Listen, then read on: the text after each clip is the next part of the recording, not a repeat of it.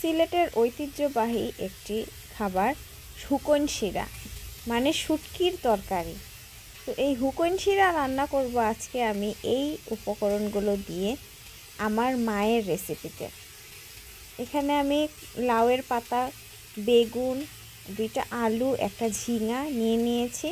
চাইলে আরও অন্যান্য সবজিও দেওয়া যায়।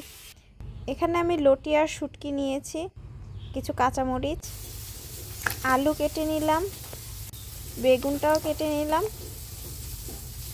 ঝিঙাটাও কেটেছি, এগুলো ধুয়ে নিব। এবার আমি লাউয়ের শাকগুলো কেটে নিয়েছি, এই সবজিগুলো ধুয়ে পানি ঝরিয়ে নিব।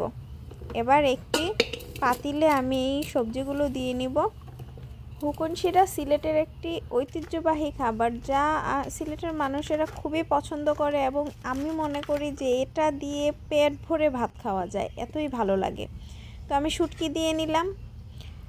এরপর আমি এখানে কেটে রাখা কাঁচামরিচগুলো দিয়ে নিব, স্বাদমতো লবণ, হলুদের গুঁড়ো, মরিচের গুঁড়া ও ধনিয়ার গুঁড়া দিব। এবার এখানে পেঁয়াজ দিব পরিমাণ মতো,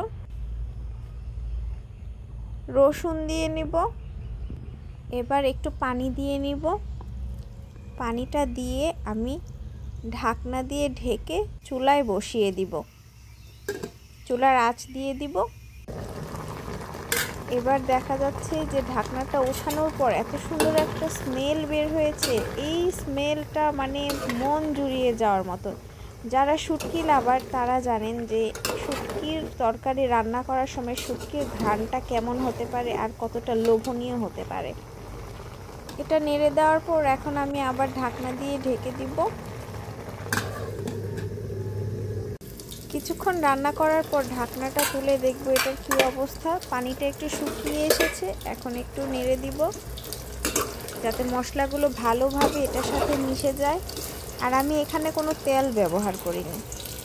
এই হচ্ছে আমার রান্নাঘরের জানালার বাহিরের প্রকৃতি। আপনাদের কাছে কেমন লাগলো জানাবেন। এবার আমি এখানে পরিমাণ মতো ঝোল দিয়ে নিব। যেহেতু এটা শুটকি শিরা, তো এখানে ঝোলটা একটু বেশি দেওয়া লাগে, কারণ এটা ঝোল ঝোল হবে। এই তরকারিটার বৈশিষ্ট্য এটা প্রচুর ঝোল থাকবে। তো আবার ঢাকনা দিয়ে ঢেকে দিলাম। এবার বেশ করে এটাকে জাল করে নিব। হয়ে গেল আমার হুকন শিরা রান্না। এবার এটা খেয়ে দেখব যে আমার মায়ের মতো হলো কিনা, কারণ আমার মা হুকন শিরা অনেক মজা করে রান্না করেন। যারা হুকন শিরা খুব পছন্দ করেন তারা এই রেসিপিতে হুকন শিরা রান্না করে দেখতে পারেন। আশা করি ভালো লাগবে। কষ্ট করে ধৈর্য ধরে ভিডিওটি দেখার জন্য ধন্যবাদ।